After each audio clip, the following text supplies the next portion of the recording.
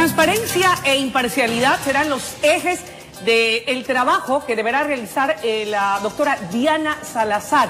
Así lo señaló la flamante funcionaria en lo que fue su primer encuentro con fiscales y empleados de esa institución. ¿Podrá lograrlo? ¿Cuáles serán sus retos y desafíos? Hoy tendremos la visión del doctor Antonio Gagliardo, ex fiscal provincial del Guayas. Doctor, qué gusto que nos acompañe. Buenos días y bienvenido. El gusto es estar aquí en este importante medio de comunicación. Doctor Gagliardo, partiendo de su aquilatada experiencia en el campo penal, que incluye 18 años de servicio en la Fiscalía General del Estado, desde su respetable punto de vista, ¿qué podemos esperar los ecuatorianos de la flamante fiscal del Ecuador? Bueno, en primer lugar, la ciudadanía y el país se ha creado muchas expectativas de acuerdo a los mensajes que ha enviado la nueva fiscal general que proviene de la misma institución.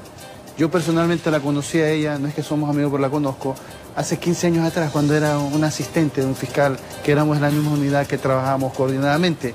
¿Quién iba a pensar que iba a ser la fiscal general del Estado? Entonces ella, como viene desde abajo, ha hecho carrera en la institución, lógicamente conoce mejor lo que tiene que hacer, conoce el personal, conoce las falencias, las debilidades y todo lo que tiene que cambiar para sacar adelante la institución. Usted habla de cambiar aquello que tendrá que hacerlo, dice usted, para poder mejorar la imagen de la institución y que ésta se vuelva más eficiente. Desde su experiencia, ¿qué cambios, más allá de que ella tomará sus propias decisiones de acuerdo a su experiencia personal, pero de acuerdo a la suya, qué cambios deben darse al interior de la Fiscalía? Bueno, en primer lugar, que la Fiscalía actúe objetivamente, sin ser el brazo ejecutor de ningún político ni de ningún gobierno, ni el anterior, ni el nuevo, ni de nadie. Tiene que actuar con absoluta objetividad y transparencia. Eso es lo más importante, que si alguien tiene que acusar, lo haga sea quien sea.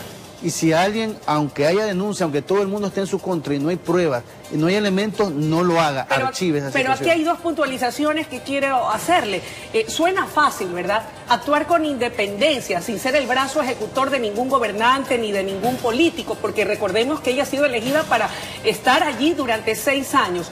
¿Cómo lograr, verdad, mantener esa independencia, esa autonomía, a efectos de que pueda combatir la corrupción con determinación, pero que tampoco haya voces que la acusen de ser una perseguidora política? Bueno, ella tendrá que denunciar públicamente el momento en que reciba presiones. Ella debe despojarse de cualquier compromiso, si es que lo tiene, con grupos políticos o de poder. Y en el primer momento en que empiece a haber alguna presión para que ella dirija sus actuaciones en tal o cual sentido, para la impunidad o para acusar inocentes, ella debe denunciarlo públicamente y estoy seguro que tendrá el respaldo de la ciudadanía. Ahora, una cosa es lo importante, lo esencial, usted lo ha dicho, actuar con libertad, con independencia, sin aceptar presiones de nadie. ¿Qué otros cambios o qué otras implementaciones debe ejecutar la flamante fiscal para poder trabajar y poder llenar las expectativas y las aspiraciones de los ecuatorianos? Bueno, algo que debe hacer, que yo como ahora en abogado en libre ejercicio lo reclamo, evitar los cambios constantes de fiscales. Debe haber ahora una reorganización de cambiar ciertos fiscales, ciertas unidades, personas que no cumplen sus funciones, o unidades donde hay pocos fiscales aumentar, o donde hay demasiados disminuir. ¿Eso ayudará a la celeridad de procesos? Sí, ayudará. ¿Es necesario hacer esos cambios? Sí, es necesario. ¿Por qué? Porque, por ejemplo, hay unidades donde hay pocos fiscales y no se alcanzan, por decir algo. ¿Ya? Como por ejemplo, ¿qué tipo de unidades? ¿Usted podría compartirnos? Bueno, por ejemplo, donde hay pocos fiscales, que debe haber más delitos contra la propiedad, que es el delito que más se da, robo, hurto. ¿Ya? Entonces es algo que debe haber más fiscales en esas unidades. En otras unidades puede haber demasiados fiscales y no cumplen con sus funciones. Entonces, pero más allá de todo eso, no debe haber cambios. O sea, nosotros como ciudadanía es un problema que, por ejemplo, está un fiscal en un caso. Ya. Y después de unos meses cambian al fiscal. Y después a la semana cambian otro fiscal. Entonces uno se ve con cambio y cambio y cambio. Ese fiscal nuevo llega recién a revisar qué es un expediente, qué pasa y lo cambia. Y lo que debería durar o demorar en un proceso un tiempo determinado se extiende. Sí, entonces debe evitarse esos cambios a cada rato. Que los mismos fiscales a veces se palanquean que no les gusta aquí, que quieren allá, que no les gusta acá, que mucho trabajo. No debe haber caso al palanqueo ni al padrinazgo. Ahí alguien está en una unidad, debe permanecer un tiempo mínimo y no ser cambiado, salvo que se encuentre alguna cuestión. Y también algo muy importante, combatir las malas actuaciones de ciertos elementos, o sea, no generalizado. ¿Qué tipo de actuaciones, por ejemplo? Por ejemplo, que son muy negligentes para actuar, que acusan por acusar. Hay fiscales que lamentablemente hacen caso a todo lo que les diga, por decir algo, la policía. La policía les puede decir que todo el mundo es culpable y todo el mundo es culpable y acusan por acusar. Eso no debe haber. El mejor fiscal no es el que más acusa, sino el que mejor investiga y hace las cosas. Para que las acusaciones sean debidamente fundamentadas. Si muchas veces acusan por acusar, uno va a las audiencias de juicio y los casos se caen porque no hubo pruebas, no hubo elementos, no hubo nada. Entonces eso se debe evitar. El fiscal debe tener la suficiente, podríamos decir, confianza de que si no acusa, porque no hay pruebas, no haya sanciones contra él. Pero a veces, por el poder mediático, se acusa por acusar. Eso debe cambiar en el país. Tampoco podemos caer en eso. Entonces, usted ha sido muy claro. Actuar con independencia, sin hacer caso a las presiones y cuando las haya, denunciarlas. Por otro lado, habla de un reordenamiento casa adentro, de llenar aquellos espacios que todavía requieren de la presencia de mayor número de fiscales y no hacer cambios por hacer. El gobierno del presidente Lenín Moreno ha dado a conocer esa lucha sin tregua, sin cuartel para combatir la corrupción. Partiendo de esa premisa, ¿hasta dónde la designación de la doctora Diana Salazar como nueva fiscal general del Estado va a marcar, cree usted, doctor Gagliardo, un antes y un después tras los 10 años del gobierno correísta? Bueno, ella tendrá que demostrar con actuaciones, no con palabras. O sea, ya el país está cansado de las palabras. Es bonito dar buenos discursos, no estoy diciendo que sea el caso de la doctora Salazar, pero ella ya debe sentarse, reunirse con sus principales asesores y colaboradores y tomar acciones ya concretas, iniciar las instrucciones fiscales que se deban iniciar, pedir las prisiones preventivas que correspondan y meter preso a los que tanto han saqueado los fondos de este país, sea del anterior gobierno o sean del actual gobierno. Dígame una cosa, ¿esto quiere decir que no basta con buenas intenciones? No, no bastan las buenas intenciones ni los discursos. O sea, serán sus decisiones, el inicio de instrucciones fiscales, los archivos, desestimaciones, los cambios que tengan que hacer, lo que nos dirá si está habiendo un cambio o no. Pero si estamos llenos de puros discursos, seguiremos en discursos de buenas intenciones, se llega al infierno, dice un dicho, ¿no? Oiga, ¿y qué obstáculos cree usted que deberá librar? Usted estuvo en la Fiscalía 18 años, 5 de los cuales ejerció como fiscal provincial del Guayas. ¿Cuáles son los obstáculos que ella deberá librar para pasar del verbo a la acción, de los discursos a la ejecución, que es lo que quiere el país? Bueno, ella tendrá que tener la suficiente valentía de tomar las decisiones y también debe tener una función judicial que sea transparente, porque también de qué sirve que el fiscal la acuse, inicie instrucciones fiscales y por el lado de los jueces, que son los que deciden, no hagan nada.